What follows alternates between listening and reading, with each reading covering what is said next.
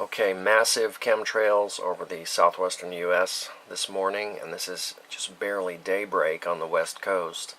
And you can see Arizona, New Mexico, and Baja California, even northern Mexico, just blanketed with chemtrails. Look at these.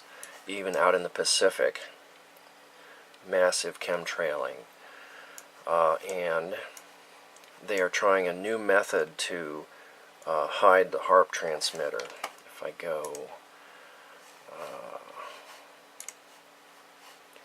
well, let's try this one. Yes, right here. What they do is they take this exposure and then they just double expose it and slide it over a little bit, and it just blurs everything up. But here's what it looks like in visual mode, or at least that's what they're letting us see. Okay, so back to the incredible chemtrail attack on the southwest. The HARP transmitter here is sending a beam, and we can actually see this in the clouds here, right here. It's kind of subtle, but let me step through. Okay, we have some rain trying to form in New Mexico. So what do? If you put a HARP downburst on this, you're going to see some dry air rings form around it. So what do we see? Here's a dry air ring. And not only that, there's 1, 2, 3. And they're expanding. Here's a good 1, 2, 3. 1, 2, 3, 4, 5 rings. Let me let it play.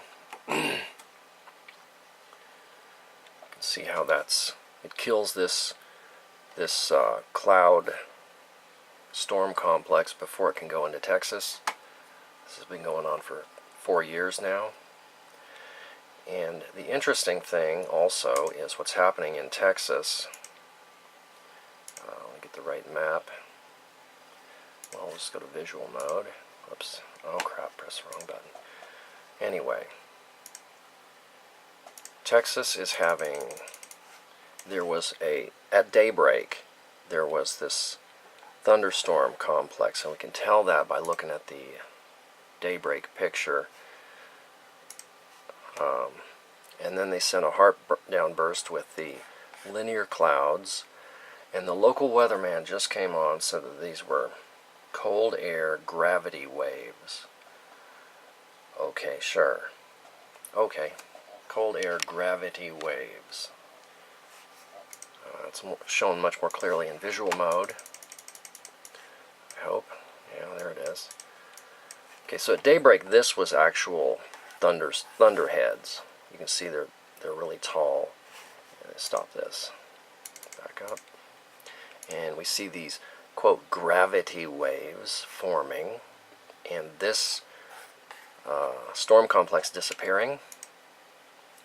Storms are disappearing, replaced by dry air and this HARP remnant.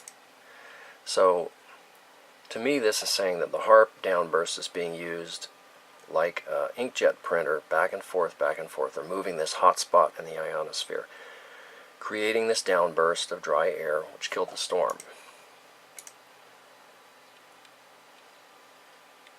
Pretty unusual. And also, I believe this has been photoshopped, because it was, in the earlier refresh, it was much clearer, much sharper. So, we're seeing a few different things here. Massive chemtrailing all throughout the southwest.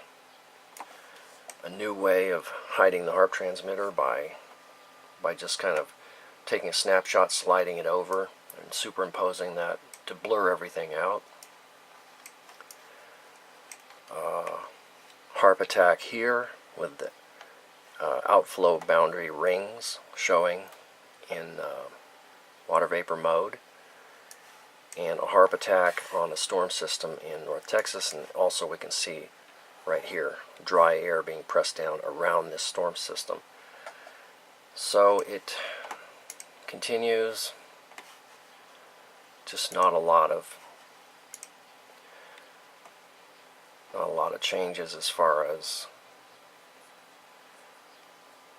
maybe they're going to just have it rain every week, have lots of clouds, natural clouds that will cool the earth. In my opinion, the way to prevent the Southwest from heating up dramatically, and I'll tell you, yesterday in Carlsbad it was 106, in Phoenix it was like 110, so they're doing this to stop it from being 130 degrees. Because once it gets to be 130, the American public wakes up and gets frightened, and they don't want that. So that's why you see this kind of thing happening. But what would be better would be to manage the high pressure, low pressure, so that we have humid air going into this area, and then you have natural clouds, rain in the afternoon from the monsoonal thunderstorms, and then maximum plant growth. I think that precipitation should take a precedent over temperature management. That's just my opinion.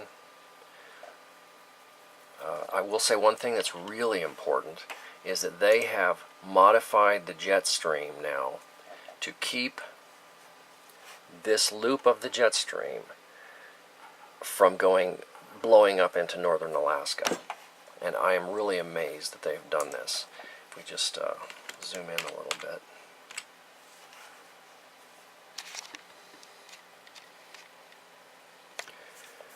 Because we can actually see this area here holds high pressure in the jet stream for days. For something like 4 days, they hold that high pressure there. But because of the intense chemtrailing along the southern Alaska coast, they're preventing the accordion fold in the jet stream that was blowing all this warm, humid air into the Arctic. So, you know, that's really great. I am surprised that we're seeing chemtrailing in the southwestern U.S. because all those chemtrail planes need to be in the Arctic to keep the Arctic ice from melting. This is just of utmost importance that the Arctic ice cover is preserved at all costs. But I'm really pleased to see that they have changed the jet stream to keep the warm air out of Alaska. A lot going on. It's June 2nd, 2014, and all I can say is it feels like late August. It is just a scorcher.